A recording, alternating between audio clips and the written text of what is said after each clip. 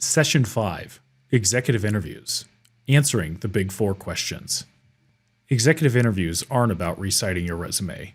They're about painting a picture of transformational leadership. The best responses to questions reveal both your leadership philosophy and your execution capability. In this session, you learn how to make sure every story you tell in interviews serves as evidence for why you're the right leader for tomorrow's challenges, not just someone who succeeded yesterday. So today we have a very meaty conversation because, as you can imagine, interviewing, quite difficult, quite a lot of context at the executive level, lots of psychology to consider. And we want to start first with some softballs, which is the 4 core narratives that you need to master every single time you're interviewing, whether they're asked of you or not. We're going to need to be prepared for these.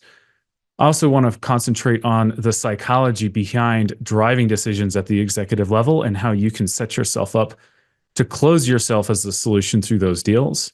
We want to talk about why it's okay to control the conversation instead of waiting to be led, and how that will create confidence for you throughout the process and help you ultimately close a stronger deal. And then we want to talk about some storytelling tips to improve all of the stories that you share across the board. All right, so we'll start with the core 4. And first, I want to get real quick into the mindset necessary. Again, you'll notice that I mentioned mindset quite a bit when it comes to these interviews, and it's because as I study the thousands and thousands of folks that I've kind of supported through interviews, I've always looked for what's the common thread on those that are successful versus those that aren't. And I couldn't really determine whether it was their skill set or how many people they've left or the quality of the companies that they work for. It was really these 3 soft skills that I saw performing and outperforming even being awesome at your job. So some mentioned earlier, fake it till you make it. I still suggest you have the skills, but you also need to show up in these 3 ways every single time to maximize your success. That first one is confidence, and you have to be able to answer the question, do you believe in yourself? Because if you don't, how is another team going to believe in you, and how are you going to rally the team that you're supporting? Curiosity is an important component to bring to the table, and that's ultimately to show that you're interested in the company ahead. You're asking questions. You're showing that you're interested in their future and not just selling your past. And curiosity in the quality of questions that we ask is one of the most authentic ways that we can showcase that trait through the process. And then enthusiasm. Do you actually want to be here? Right? Sometimes we're interviewing and it's kind of like pulling teeth because you know you need a job because you need to get paid, but the company's really boring or the people that you're interviewing with don't really click. So do you fake it? Do you say, oh my gosh, this is the best thing since sliced bread? Or can we actually create some authentic enthusiasm about the opportunity? And part of the framework that I walk you through is how to create more natural enthusiasm as you start to create roles that are a stronger fit for you, which is sometimes contrarian to the roles that are listed and the type of executive or leader the company thinks they need to hire. So if you can feel confident creating a role that better suits your skills and selling that role, naturally, you can become more enthusiastic about the opportunity as well. So what are the core 4, right? So the core 4 things that you always need to answer, whether it's asked of you or not, is the tell me about yourself, which is probably the most vague question you can get asked. How many people here have heard that question before? Just simply, always, look at that. Tell me about yourself. Well, where do I start, right? From a young age, I was a wee lad growing up in Grass Valley, California. Or you hear the dreaded, at college, I did this. And you're like, oh, here we go. We're about to hear 20 years of monologue. We have to be mindful of that. Why did you leave your last job? Or why did it not work out? So we've all not been at work for some period of time, and sometimes that can be awkward to bring up. So we want to come up with some tips on how to best do that. What about the what's next for you piece? Does anyone have any difficulty sharing that? Like their ambitions? Do you feel like, I'm very ambitious, but I don't want your job, right? Like I want to do everything except for take your job, right? That one can be a little difficult. How do you showcase how ambitious you are without being overly ambitious and therefore coming after someone's job or threatening your boss, which is sometimes a case that we encounter? And then what I think is the most important question to know how to answer, because this is where I see the most leverage lost, is how much money do you want? Does anyone know how to answer that? We'll get through that because most of the advice I see on that particular topic is wrong. So we'll get into that. And that's ultimately where we're going to recoup all the money you spent on this course in one single question. So I'm looking forward to that. All right. Tell me about yourself. Let's see if I can move this down here. Perfect. Now I can actually see the slide a little better. So again, these slides are definitely a little meaty by comparison. So feel free to take screenshots. Obviously, it's going to be in the workbooks after, and you'll be able to review, but it's long intentionally. So if you recall in the first session we did, we started to really set the stage for this conversation to happen by saying something like, I am a role best known for major achievement. You're likely interested in me for X, Y, or Z reason. So we set the stage for how to answer this. What we definitely want to avoid is a 5-minute, 10-minute, 15-minute diatribe of your past where you explain every single thing you've done. If you catch yourself rambling or going into ancient history or getting nervous or feeling like you're on the back foot, you're losing that interview, right? You're losing right from the get-go. You're either losing attention, you're losing confidence, you're losing and you're falling off. It's okay if it happens from time to time. It's okay if you start to monologue. It's okay if you ramble. It's okay if you're not perfect in your practicing the words to share. You're talking with your hands, you're figuring it out, like you're being human and authentic. It's okay to show that level of practice. What we want to say in those cases is, oh, bear with me for a second. I tend to ramble because I get excited about this. And then instead, shift the conversation back towards more comfortable territory. So there's a couple points that we want to make here. We want to keep it to about 30 seconds, really tight. We want to plant seeds for future conversations. So for example, if we're saying most people are interested in me for X, Y, and Z reasons, X, Y, and Z might be ambitious things you want to do. It might be things that you're interested in the future. It might be things that you want to have conversations about later in the interview cycle. So we are very strategic with what we share in our Tell Me About Yourself story. In this case, I kind of like to think of it as a table of contents that you're sharing. You're saying, hey, here are 3 to 5 things that I want to talk about. Are there any things that you want to talk about? And that helps us build the agenda for how to frame the entire conversation from there. That naturally leads into how we guide the conversation and lead the witness. For example, if you say most people want to talk to me because I'm really good at hypergrowth, or I'm really good at building high-performing teams with strong cultures, or I'm good at promoting early-stage sales folks and bringing them up to become leaders someday, what you plant in that conversation is guiding the conversation to a direction of either friendly water or an area that you don't want to touch. So we want to be very mindful with what we share here. And naturally, we talked about words mattering and using power language. We want to use confident and assertive language every step of the way, which is why we frame things like, these are you're likely interested in me because of these. I'm confident in these things. This is what people like about me.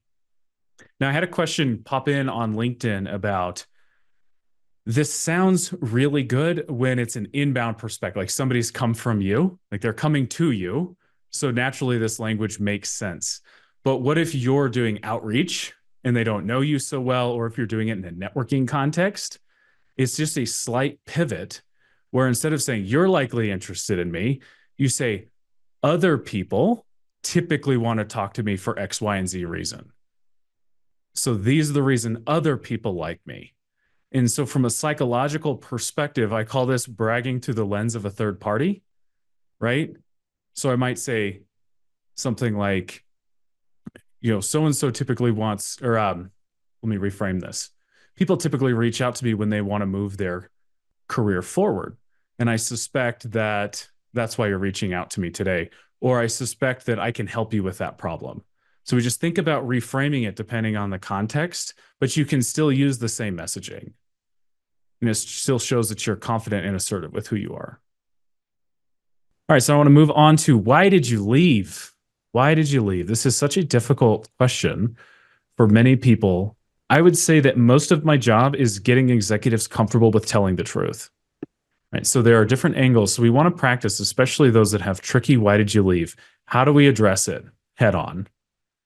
And how do we showcase it primarily about the lessons that you learned specifically, like you take ownership of what your fault was in that situation. You might even say, I made some mistakes that I won't make again. For example, right? When things got difficult, I didn't address the problems head on right away, right? I learned about that. I won't do that again. And so showing that level of authenticity can really help have a more engaging conversation. And ultimately, if they respond poorly, it might be the red flag you were looking for to jump out of the process, right? So this can help you with due diligence later. Ultimately, it's not just trying to win someone over, it's to see how somebody responds to you being truthful. Because if they start to, like, Anna, I'm disappointed in you taking a sabbatical, right? Or Jason, like, that sounds like total bullshit. I don't like it, right? And you're pouring your heart out to a degree, like, you're going to have a pretty quick understanding of who it is you're working with. So I agree that if you're just trying to win someone over, keep it short, say enough, and move on. But if you're trying to do diligence and find a position that's more fulfilling for you, go ahead and go deeper. Spend some time trying to articulate and not trying to be as polished, and say, yeah, like, you strike me as someone who wants to go a little deeper here, right? So I really want to share what I've learned through this process, right? If you want to move on, that's totally fine too, right? You can frame the conversation like that. And I think that if your job is to get a job at any cost, it's okay to be deceitful. If your job is to find, or if your ambition is to find a role that's very fulfilling and people understand you and you build stronger relationships, then I'm okay going deeper on that. The what's next for you piece is the right now. So I'll give you an example. So I have a handful of chief revenue officer clients that are already being interviewed for CEO roles, but have this hesitation that they're not ready yet, or they specifically want to be a CEO at a larger company than where they're currently getting asked. And so they have hesitation because they don't want to interview with the CEO and tell them they want their job. So how do you frame it in the what's next for you piece? So in this case, with my clients, I'll ask them to say, yeah, I've actually been interviewing for some CEO roles already. I suspect I need another go around at the CRO level to accomplish this. And so what I'm looking for is, like, again, I'm looking for a CEO that I can partner with who will help take me under their wing and show me, like, give me more visibility into the organization and kind of expand my remit from there. So you're not saying I want your job. I just want you to show me and provide breadcrumbs for me. And so sometimes that planning the what's next for you piece, sharing that ambitions, shows that you're a hard worker and you want to get that direction. But how you frame it is really important so you don't come across as overly ambitious. But in this case, when clients are already interviewing for up-level positions, it's also creating validation that other companies or other investors or other executives are already interested in you at that position, and you're choosing, let's say, a different C-suite title or a different position for now. Or you might say, I'm interviewing for a C-suite role for the first time, but the company is much smaller. I think I'll have a better impact at a company this size in this type of role. And one of my favorite things to do also is say, what do you think about that? Like, involving your interviewer in the process. Do you think that's a natural progression? Especially because in a lot of cases, you're interviewing with somebody where the hiring manager is somebody who is ahead of you in their career, whether that be the CEO or an investor. I might ask, have you seen people take paths like that? If you were in my shoes, what would you do? Now we're involving them in your career decision process and getting them to be advocates for you in the process. We'll talk a little bit more about that later, and we have a lot to get through. Now I want to show an example. A lot of us are interested in Mad Libs. Like, how do I just do this? Just give me the template and make it happen. I wish it were that easy because there's a lot of nuances to consider. But here's an example of bringing it all together. I want you to answer, tell me about yourself. Why did you leave? And what's next for you in all of about 30 seconds. You can go 60. Like, again, this is just a rule of thumb, but I want you to address all three of those things on your terms. And so it looks something like, I am a chief operating officer, best known for my growth and experience at Zoom, or something like that. You're likely interested in me because you're doing XYZ thing and there's a alignment there.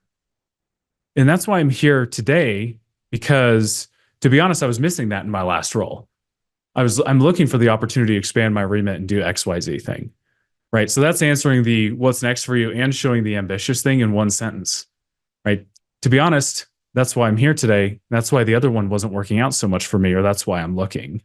So you could answer that all in one fell swoop. And they might dig a little bit deeper on that.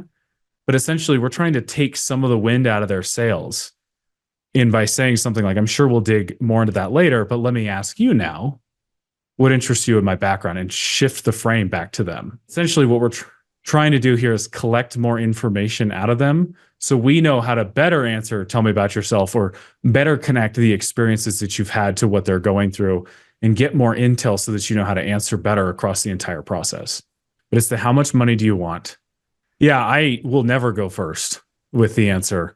And I will never go first with a range either, right? Because when you say, I want 300 to 400, they think 280 and you think 450, right? Or whatever, naturally. There's really no way that going first it benefits you in any way. It can serve to anchor too low, right? If you're not perfectly knowledgeable about the market, which let's be honest, nobody is, right? Companies negotiate sometimes 100 times a month when they're hiring, and you do it, what, 5 times in your career, maybe 10, right? There's a significant information disadvantage. I call this information asymmetry. Other negotiators talk about how we need to create a win-win and be all up front right from the get-go. Make no doubt, like there's no doubt about this. It is not a win-win environment for job seekers. It is a win-lose, and you lose every time. They give you something of an infinite resource, which is money. You give them something that is a finite resource, which is your time and your mental health. And that is not an equal exchange, and it never will be. And the more you move up in your career, the more that becomes more true, because money becomes less and less important to you. And so it's always a win-lose environment, and we need to understand kind of where they're coming from more so than you having an idea of what you think you want. So Chris Voss has a really good quote with this. It's never be so sure of what you're worth that you wouldn't accept more. Right? So if you're like, I'm worth 500,000, they're like, shit, I was about to give you 800,000. Right? They're either going to think you're not as senior as they thought, or they're going to get a steal, right? Or maybe they give you 550 and you're like, man, I really crushed it on an interview, but you never know what that delta is that you left out on because you went first and you anchored that number. So it typically only serves against you. So instead, usually you get this conversation right at the recruiter stage. How many people have had a recruiter and one of their first questions is, how much money do you want to make? Right? Quite a bit. That's typically an indication that you're working with a more junior recruiter. Very senior recruiters, ones at Korn Ferry and maybe someone at like Diversa Partners in the portfolio looking, or True Search, or those types. They typically don't push that early because they've already done a better job targeting the right type of candidate for them, and they know that conversation happens later. So typically when you hear it early, they're trying to get your anchor right away and just determine whether or not they're going to waste any time, right? So how do you keep that process moving forward without immediately wasting your time? And so instead, when somebody says, how much money do you want to make? We turn it around and say, look, at this stage in the conversation, it's too early to commit to that. I don't talk about compensation until there's a written offer in front of me. Is that going to be a problem? Or we might say, thank you for respecting me. I don't have that conversation until the offer stage. We might say, I know why you might be asking, is there a range you hope to keep this position within? Right. So that was one piece. I know I heard that in the audience, like, hey, what'd you have budgeted for this? Right. And the problem with that is that now you have to respond to the range that they articulate to you, which is, are you going to be happy? Are you going to be disappointed? Are you going to be stoic? How do you respond back to that? So typically I only advise pushing back on what the budget and range is if you're really worried about wasting your time, or you have an indication that it's not going to get to where you think it's going to happen, to see if it's worth exploring further. But I would prefer you just defer the conversation until later and assess everything at a later stage where you have more complete information.